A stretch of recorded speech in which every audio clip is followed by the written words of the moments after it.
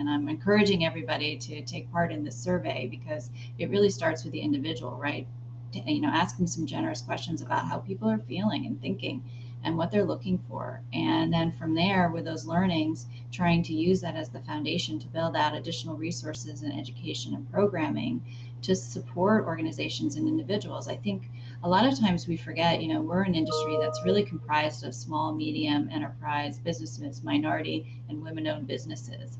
And, our ability through this large organization and the support of our incredible partners to offer resources that might not be readily available to those organizations to help start this conversation, to improve the environments and to drive change is really important work.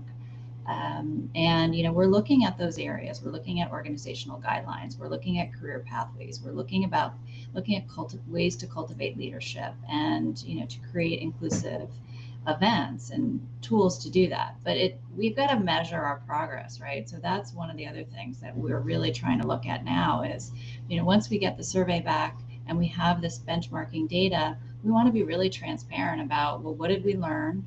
What did we create? Do a bit of a gap analysis because there are some resources out there. We don't want to duplicate efforts. And then once we put these things into motion, come back as an industry and ask ourselves again, are we seeing the change? Is this something that's working? And then we have to adapt accordingly, right? So I think that, again, though, the reality is that it starts with us as individuals. So showing the leadership and inspiring individuals to be, ready to be the voice is the most important part of this journey that we're on together. And Amy, if I may ask, you're speaking about the Equity Task Force, right? Yeah, this is the Events Industry Council Equity Task Force. Fantastic. Before anyone else jumps in, I just want to tell some of the people that are watching, if you have questions, please submit your questions. We're going to have someone submit some of those. We're going to try to answer some of those before we wrap today. But definitely want to get back to what we were just talking about. If there was anybody else that wanted to jump in on that topic. Yeah, I just wanted to add that I think part of this is also those of us that make decisions of what cities we go to, what hotel contracts we sign, vendors that we hire. I think it's also making clear what our expectations are, meaning we want to see diversity, whether it be the mayor's office, law enforcement, Chamber of Commerce. A good friend of mine mentioned the city or the organization, but he called me and he asked me my advice, and he asked me, this is a major city now, why there was, I think, maybe only one African-American on the board of the Chamber of Commerce. And when I thought back to who the first African-American was back in the 70s.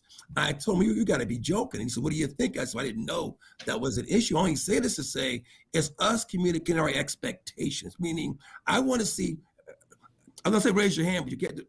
How many times, if you're planning for a conference and you go on the CVB's website and you're trying to find diverse videos you can use to give to your constituents to encourage them to do what?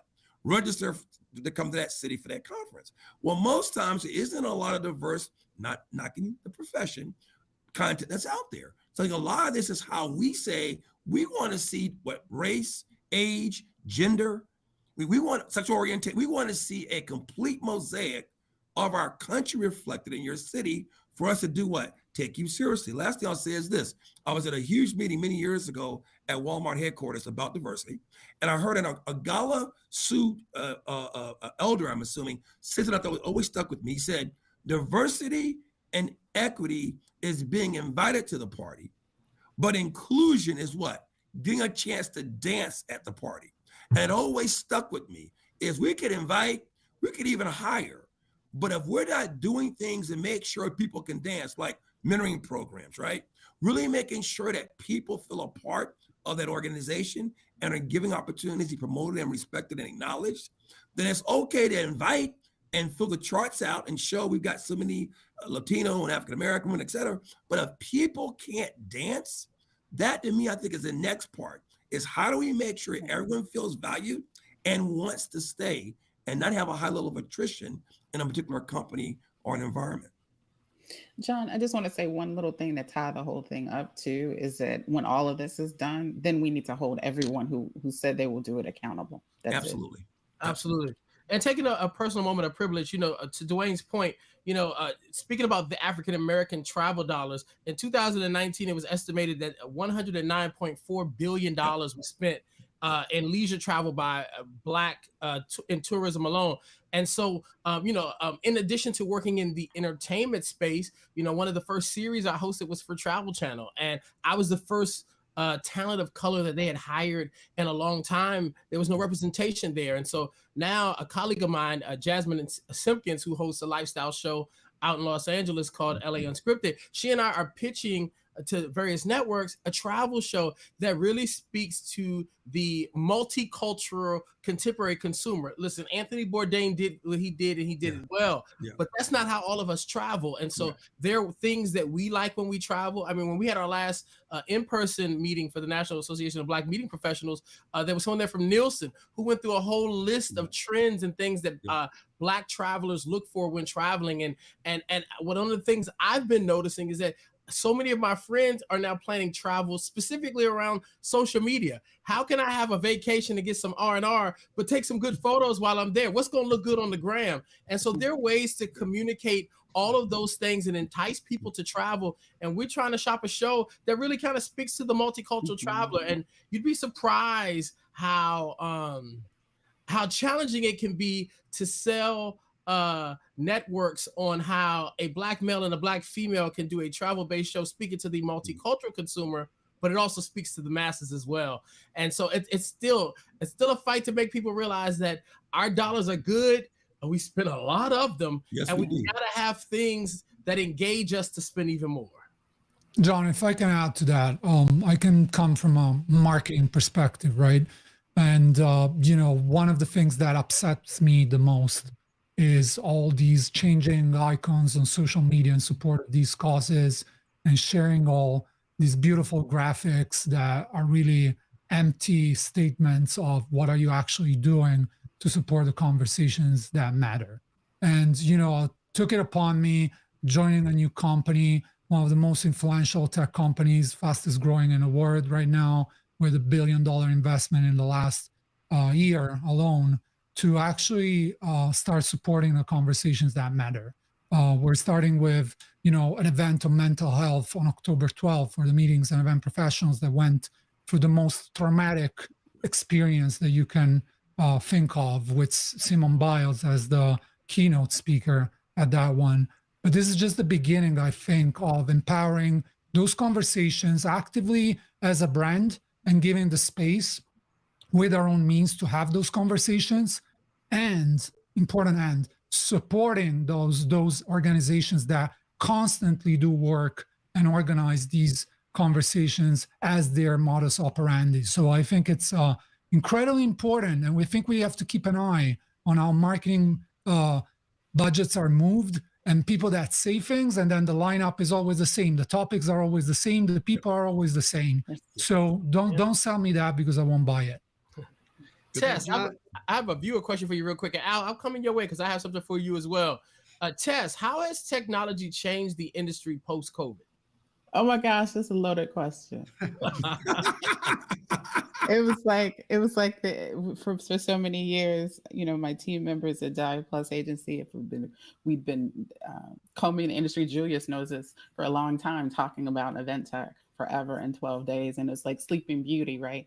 And then all of a sudden something comes along huge that says, oh, now we need to use the technology to help us be a little bit more streamlined. So I think what it did is again, I thank Aunt Rona for it happening. It shook us up to the reality of how powerful technology is. We should naturally know that, because our lives are built around technology. Every step of the way of innovation and how we've lived since the beginning of time, that's how life is. So now I'm very happy that it's made our events industry stronger. Hopefully, if something else comes around, we won't have the rug pulled out from under us so hard, right? And we won't completely collapse. We will have some more structure around it. But it was quite devastating, I will say, that we were definitely Sleeping Beauty. Now, Al, I want you to speak on the welcoming program from Baltimore and its impact, and finish the other thought that you had as well. Well, really, I was going to go there. So that's why you do what you do, because you always know what we're thinking. But anyway, I think, to your point, $109 billion spent by African-American travelers in 2019, that's a huge number, right? And so I believe what I'm seeing now, even on RFPs, and I see Dwayne and Tess from the meeting planner perspective, I'm seeing more specific ask about what are you doing in this diversity, equity, and inclusion space on RFPs. That's a new phenomenon now. And so what we did last fall, we took our entire industry through a diversity, equity, and inclusion training. So we invited hoteliers, restaurateurs, people from city government to go through this training. We did a 6-part series, hired a facilitator, and then we took the Visit Baltimore staff through the same training with the same facilitator because we thought it was important for us to get ready for this new traveler. And just last month, we took it to the next level. We rolled out the Warm Welcome Pledge. And what this really is, it's a way that all businesses in Baltimore can sign this pledge. It essentially states that they're in the business of welcoming all people, regardless of skin, ethnicity, religion, gender, special needs. You sign off on this pledge, and by doing that, we'll provide you with a toolkit, which includes a 25-minute DEI training with a local facilitator from Loyola University. And we're really doing this because we think travelers now are going to go to destinations that welcome everybody. In those communities who don't, you won't see the business. And I think that's what the young travelers doing, that young urban explorer. They want to go where they feel welcome. Those of us on this call, your listeners, are looking for those destinations. So we wanted to get out in front of it. And at the end of the day, I think what we have to get people to think about is, how do you become a better human? And I think it's really important that you push this. And we started this pledge. We had some early adopters, about 50 organizations signed on early. And now we're just taking it to the broader community. And we just think it's something that it's going to be needed moving forward. And we want to make sure Baltimore is seen as one of those communities that welcomes everybody. That's good stuff. And Shannon, you're in a very similar position to Al. Tell us the reasoning behind your role there in Columbus and why is that position important now? Oh, you're on mute, Shannon. Gosh, so sorry. So this role was important a long time ago, right? Like, so we have to recognize that this is something that should have been here a long time ago. I'm sure 2020 was the catalyst for that. But I think, in Columbus, we consider ourselves an incredibly diverse place. We want our organizations to reflect the robust cultures that exist here.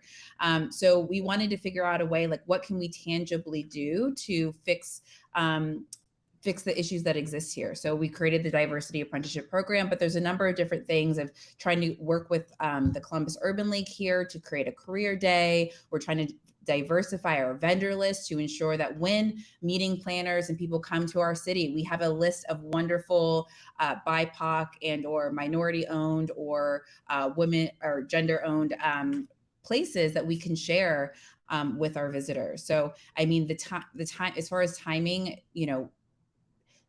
2020 certainly played a role in that. It certainly could have happened before, but now that we've started it, we want to keep our foot on the pedal, because I think that's another problem that happens in this industry, is that we get really excited about things and then they kind of fade off. So I think the role was really to kind of have one person, at least at a minimum, to kind of keep the foot on the pedal to ensure that we are changing our city. Good stuff. Julius, I got a text question for you this time. When you are in rooms of non-Black executives, what is the real conversation about DE&I, and what do they fear and what do they appreciate? Well, first of all, I make it like my professional goal not to be in rooms of without any Black executives. That's kind of my approach first. So, but once I've been there, obviously, as a lot of us in a privileged position have, I think that, I think it's fair to recognize that there's been an evolution in awareness of these issues at a company level, but there's only some time where the awareness piece can go on. I think at certain stage, sort of action needs to step in. So it's been incredibly important, and I've been in situations in the past to understand what leadership is doing about it and like what is the message. Because as a marketing person, again, I don't feel comfortable pushing out a message that is not true. So to me is all about getting commitment and actions from top leadership on what it is that they're doing, and like, you know, even like showing that there is a process at a company level that it you know, resonates with action rather than just awareness. Awareness is great, but action, I think, is better. Good stuff. Dwayne, have you noticed any changes as it relates to how your organization has pivoted or implemented innovation? Well, I think it was said earlier, this is I think my fourth virtual meeting today. Wow. I got one more this evening.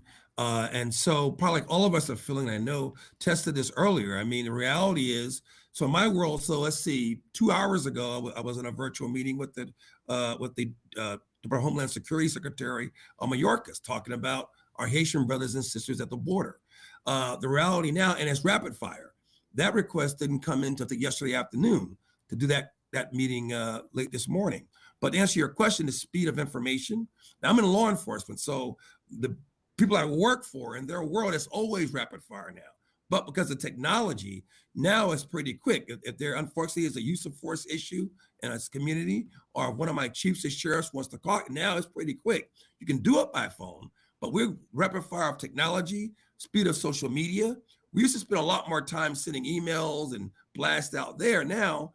And we had social media, but now I will tell you, social media in my world became almost, we'll probably post 4 or 5 times a day on everything from voting rights to social justice to police reform, you name it. So speed, demand, expectations, and availability. Now, in my world, it's a 24-hour, 7-day-a-week world anyway.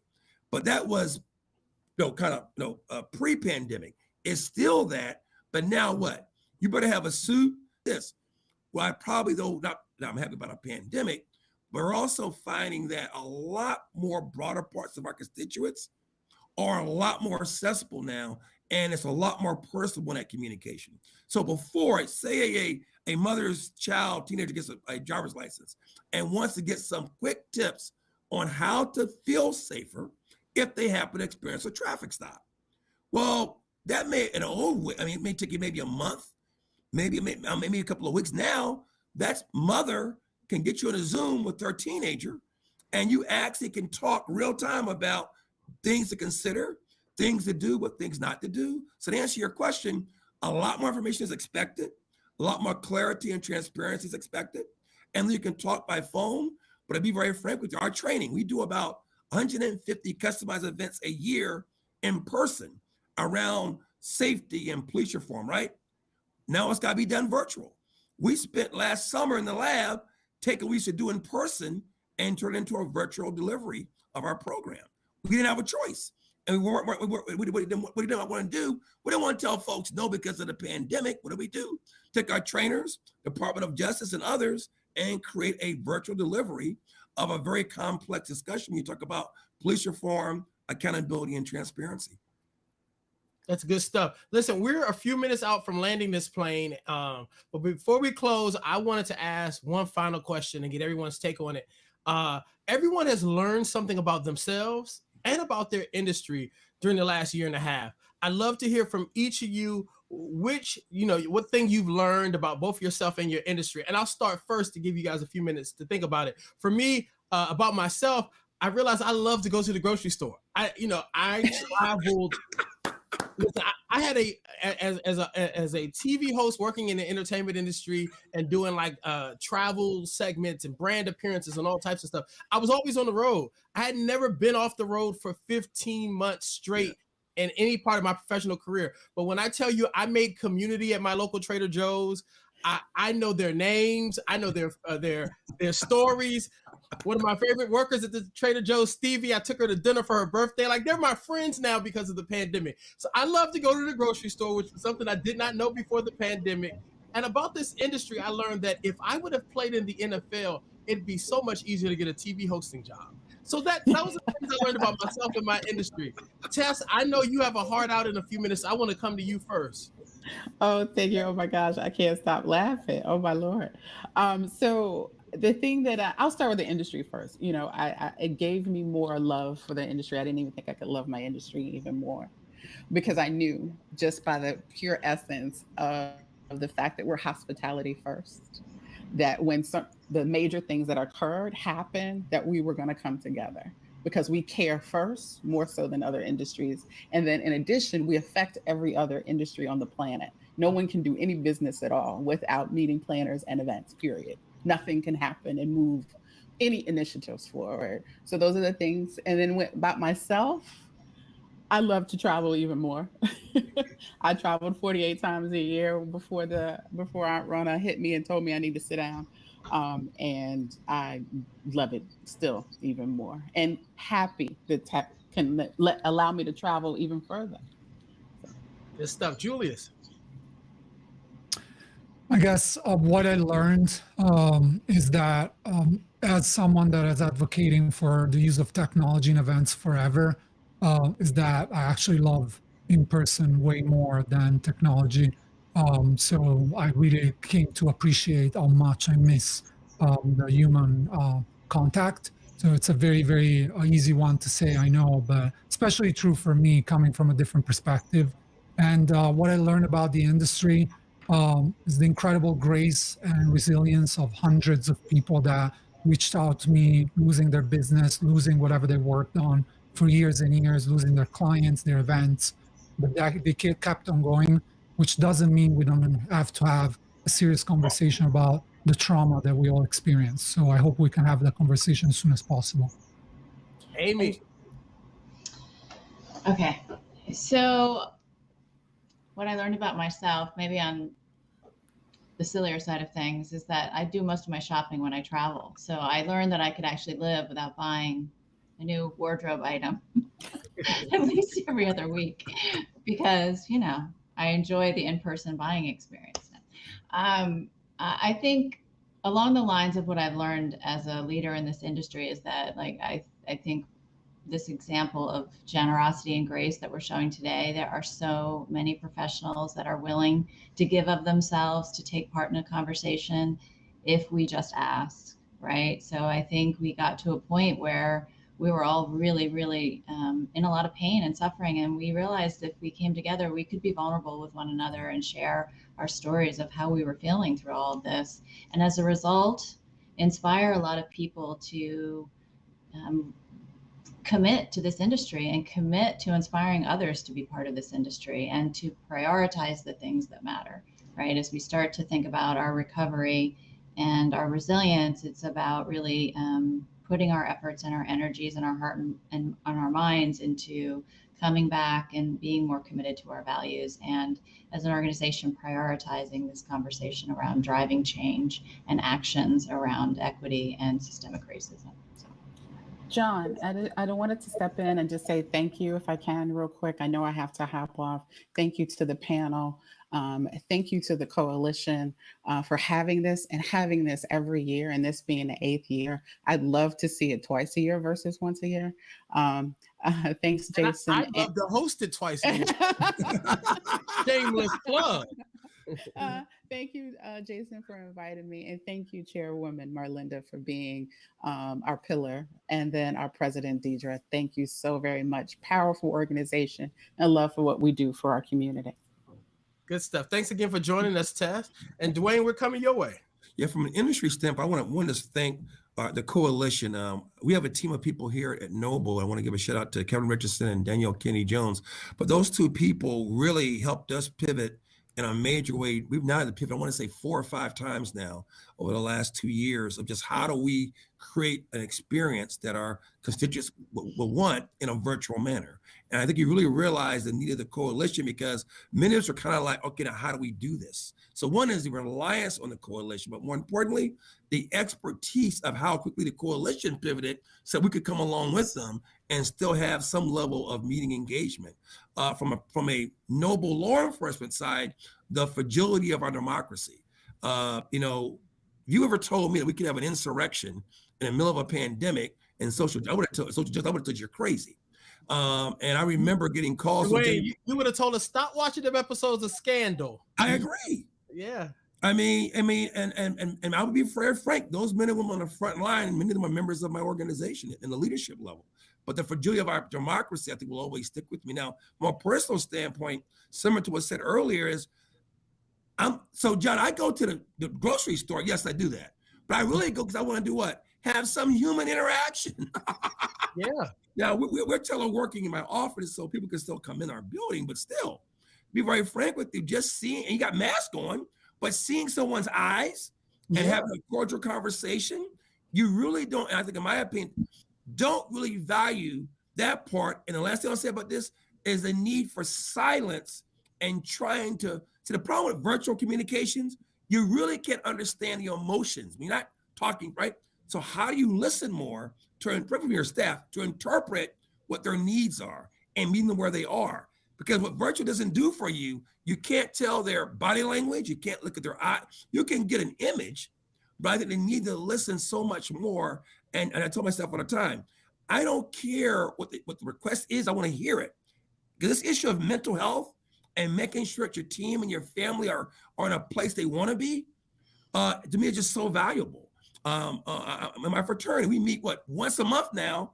You know, my line brothers from back 30-some years ago, because we're worried about what? How you doing? And as men, we don't sometimes want to tell you. We got to the point now where we do what? I don't want to hear about your job. I want to know about your kids, you, your wife, girlfriend, your mother, but getting men to really want to talk about their feelings because we're very concerned with how we're handling that. So to your point, you're finding yourself having to use technology to almost reassess that relationship and get on that phone and ask that loved one, how are you really doing? But no, I want to again say a shout out to the coalition though. They have saved our organization in being able to figure out a way to conduct our business, but at the same time, be able to give an experience that, to be very frank with you, only the coalition could have told us. That's good stuff. Shannon. Yeah, I think for me personally, I've realized about myself that I'm better at change, right? So before this, I would have said that, change, doing things differently was not one of my strengths, but being forced to be in this COVID and the racial epidemic has made me realize that I can pivot. I can be more flexible. I can navigate these difficult situations. So I've learned a lot about myself through that. But I would say through the industry, I mean, there's so much chaos happening out in the real world. But I think one of the things that I've realized is that there are some incredible people in our industry that are incredibly committed to doing this work.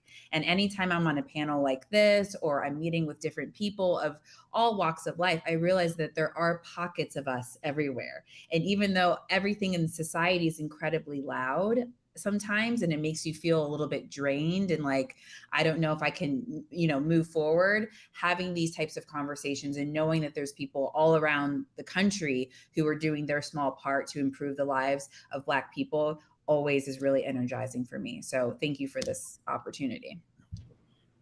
And Al, you get the last word.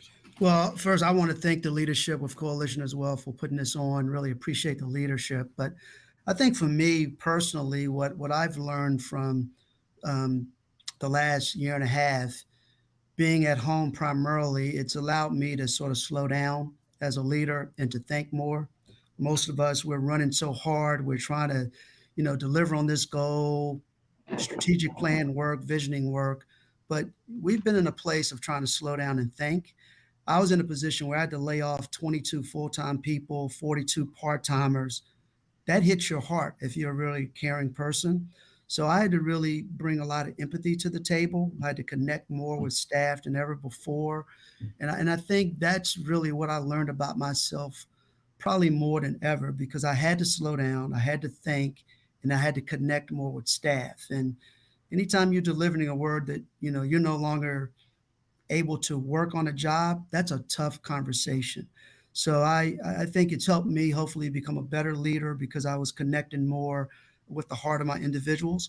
And I think on an industry level, what I really learned was, and I say this often, that if we're going to change where we are as a country, it's going to take way more than just people of color. And so my white colleagues and friends, Amy is one, stepped up, having conversations on the phone. What can I do? What can we do? I was on phones with a couple, probably like 5 or 6 white gentlemen who are in the industry with me. I'm the only person of color. What can we do? What's needed? I think in the past, before the pandemic, before the social injustice, we were just running. We were just trying to do day to day, do our jobs. Not that we didn't care, but it was a time element. And so this has forced all of us to be on the same page, have these really deeper conversations, difficult conversations.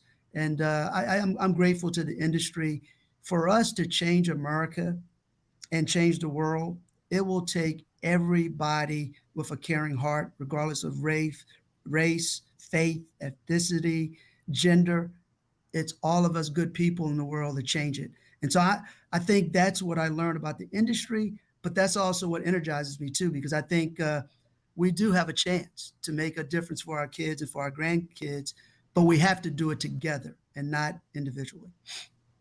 So much great insight today, so much great perspective. I love leading these type of dialogues. You know, they're good in the box, but they're always even better in person. So the coalition is having their conference November the 10th through the 13th in Cincinnati. That's the home of our good friend Jason Dunn. So thank you, Jason Dunn, Marlinda Henry, and the coalition for having me moderate this conversation today. It's always good to be with you guys. And check out for Cincinnati, November the 10th through the 13th. And thank you for everyone who tuned into this dialogue today.